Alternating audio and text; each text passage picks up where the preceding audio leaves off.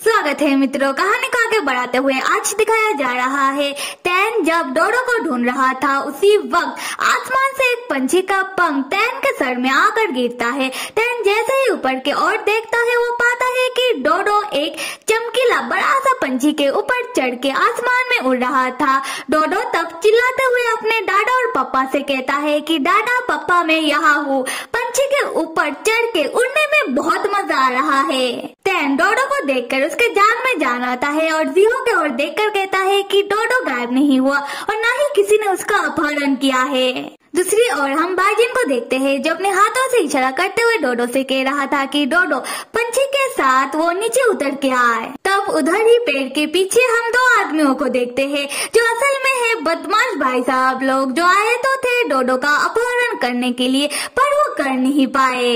जहाँ फर्स्ट बदमाश भाई साहब सेकंड बदमाश भाई साहब के सर में मारते हुए कह रहा था कि मैंने तुमको कहा था उस बच्चे को पकड़ने के लिए पर तुमने उस बच्चे को बड़ा सा पंछी पकड़ के क्यों दिया। देखो ये बच्चा हमारे हाथ से निकल गया। सेकंड बदमाश भाई साहब रोते हुए कह रहा था कि मैं क्या करता, ये बच्चा कितना प्यारा है। उसने बहुत प्यार से मुझे कहा कि मैं उसे पंछी पकड़ के दूं तो मैं उसे मना कैसे करता। और यहाँ से कहानी फ्लैशबैक में जाती है जहाँ हम देखते हैं कि डोडो जब पंछी का अंडा लेने के लिए पेड़ के ऊपर चढ़ रहा था उसी वक्त वही दो बदमाश भाई साहब डोडो के सामने मास्क पहन के आकर कहते हैं कि हे बच्चे।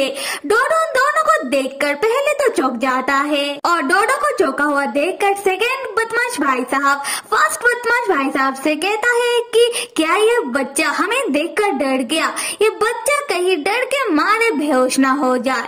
फर्स्ट बदमाश भाई साहब कहता है कि मुझे ऐसा नहीं लगता।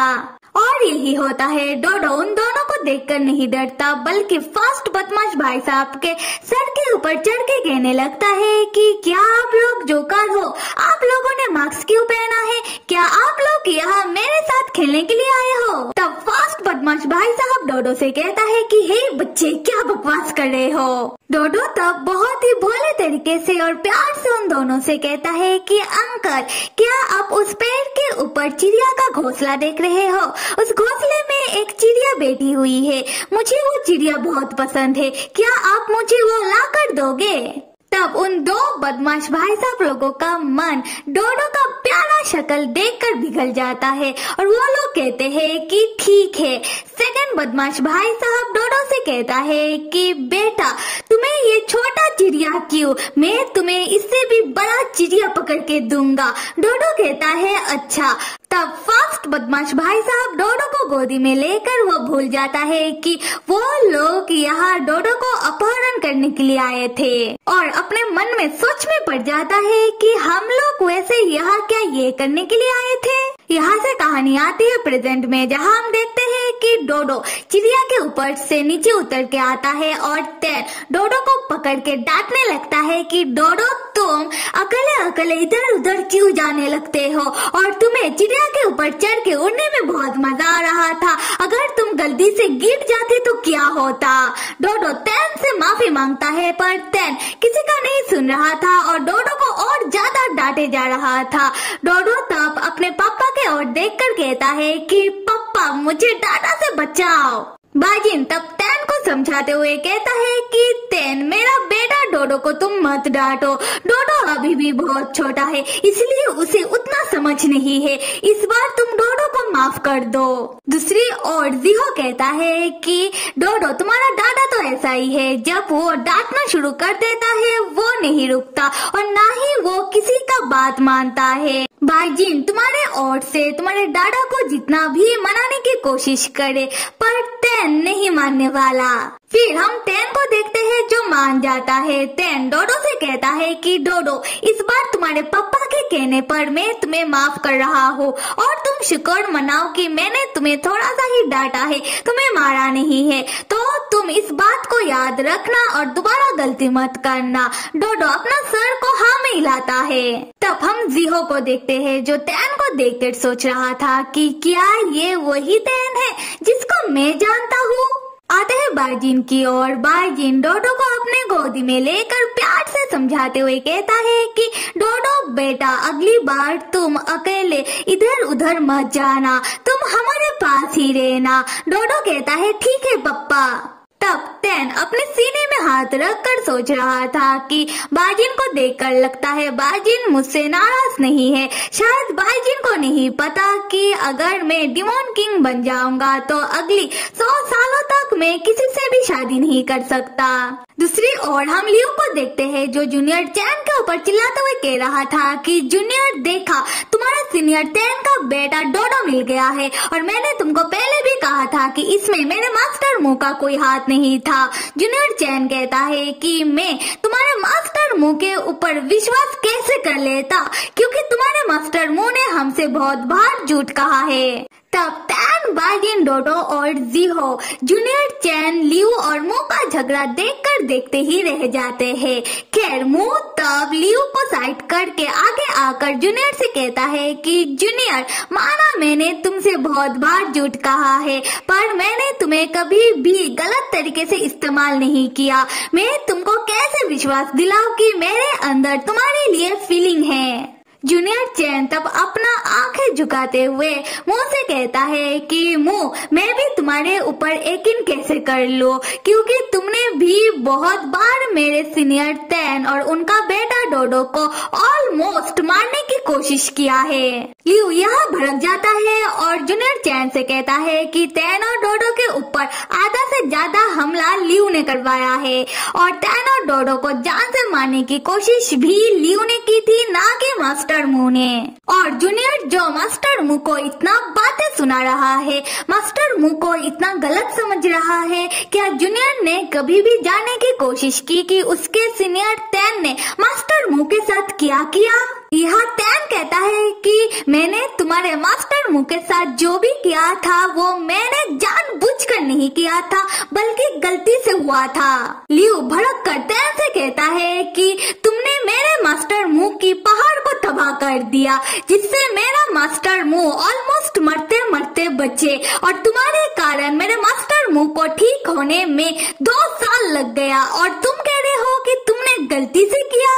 और सिर्फ इतना ही नहीं, तुमने मेरे मास्टर मू की राक्षसी जादुई मणि की टुकड़े को भी उनसे छीन लिया, जिससे उनका शक्तियाँ आधी हो चुकी है। तुम्हें पता भी है कि तुम्हारे वजह से मेरे मास्टर मू को कितना तकलीफों का सामना करना पड़ रहा है। क्या तुम ये भी कहोगे कि ये भी गलती था?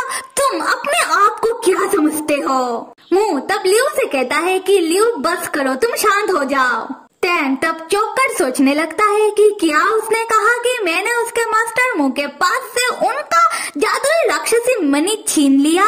खैर, क्या हो अगर उन्हें पता चल जाए कि जादुई राक्षसी मणि डोडो के अंदर है। आते हैं लियो की ओर जो मुंह से कह रहा था कि मास्टर मू, अभी तो आप चुप मत रहिए, वरना जूनियर को कैसे समझ में आएगा कि सच किया है, वो तो आपको ही गलत समझता रहेगा।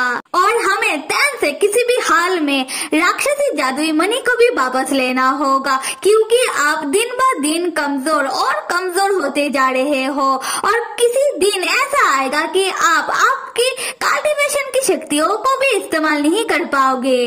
जूनियर चैन तब मो के सामने आकर पूछता है कि मो, मुझे कुछ समझ नहीं आ रहा, मुझे सच जानना है। फिर अपने मन में सोचने लगता है कि मैंने मो को बहुत बार कमरे में अपनी कल्टीवेशन की शक्तियों को बढ़ाने की कोशिश करता हुआ देखा है।